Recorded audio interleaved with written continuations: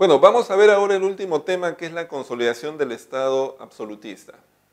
Se denomina este proceso el desarrollo desde el siglo XVI hasta el siglo XVII, casi el siglo XVIII, mediante el cual en Europa aparece el Estado moderno, pero bajo una forma inicial que se conoce como el Estado absolutista.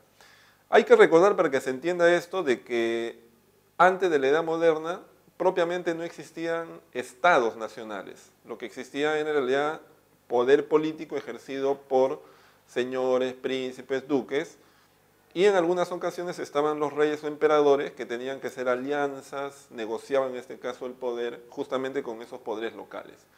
Lo que va a ocurrir a partir del siglo XVI es que en Europa grandes extensiones del territorio van a estar bajo el control centralizado de una autoridad, que en este caso son los reyes, pero que en esta oportunidad gobiernan amparados en lo que ellos comienzan a denominar el derecho, y sobre todo tienen un poder vertical sobre estos antiguos señores, que poco a poco además van perdiendo poder e influencia.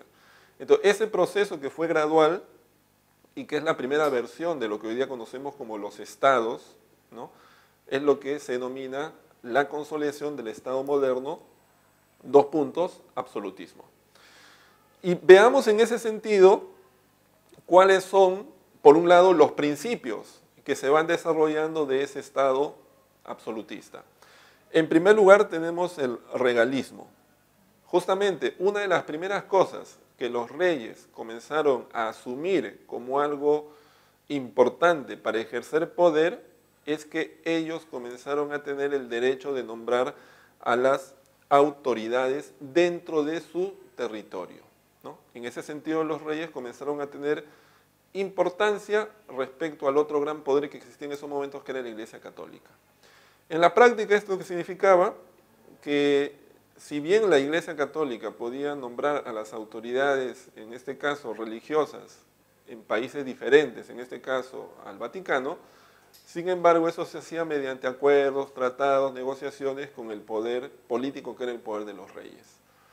Y además esas autoridades religiosas tenían solamente funciones religiosas y poco a poco comenzaron a perder sus potestades políticas. Eso se conoce como el regalismo, es decir, la preeminencia del poder de los reyes sobre el poder de la Iglesia Católica dentro de sus territorios. Otro de los principios fue el centralismo. Esto es que los reyes, que representaban el Estado, gradualmente se convirtieron en el único poder. Comenzaron a centralizar el poder en sus manos. Y cada vez se fue diluyendo el poder de los duques, de los condes, de los príncipes, ¿no?, como otros. Y otro es el principio del providencialismo. Significa esto que los reyes legitimaban su poder en toda una teoría, en toda una explicación racional, ¿no?, acerca de que su poder tenía como origen, en este caso, una especie de designio divino. Es decir, los reyes gobiernan porque es un derecho que deviene de Dios. En torno a esto había toda una explicación, como he explicado, de carácter jurídica, legal y hasta teológica. Eso se conoce como el providencialismo.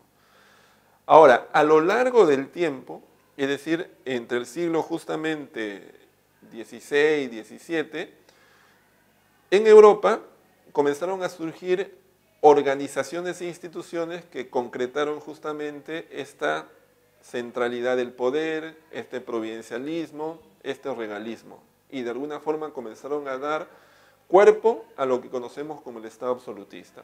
Esas instituciones fueron en primer lugar las Cortes Reales. Las Cortes Reales en realidad vienen a ser instituciones que representan a la nobleza, pero que a su vez están supeditadas al poder del rey. Es una especie de mecanismo mediante el cual el rey, si bien le ha quitado la función de ejecutar a los poderes feudales, sin embargo les da la función de legislar o ser consultados. Esas cortes con el tiempo se convertirían en los parlamentos, ¿no?, europeos.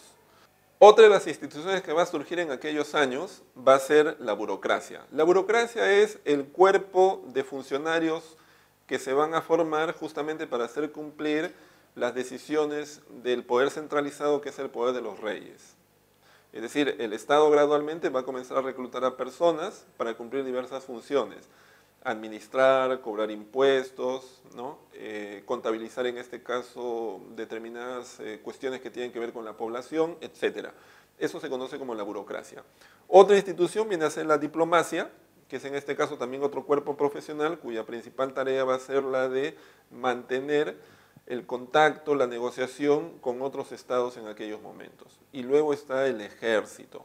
El ejército, que hasta ese momento no existía, lo que existían eran grandes conglomerados de personas profesionales en la guerra, pero que dependían de un poder local.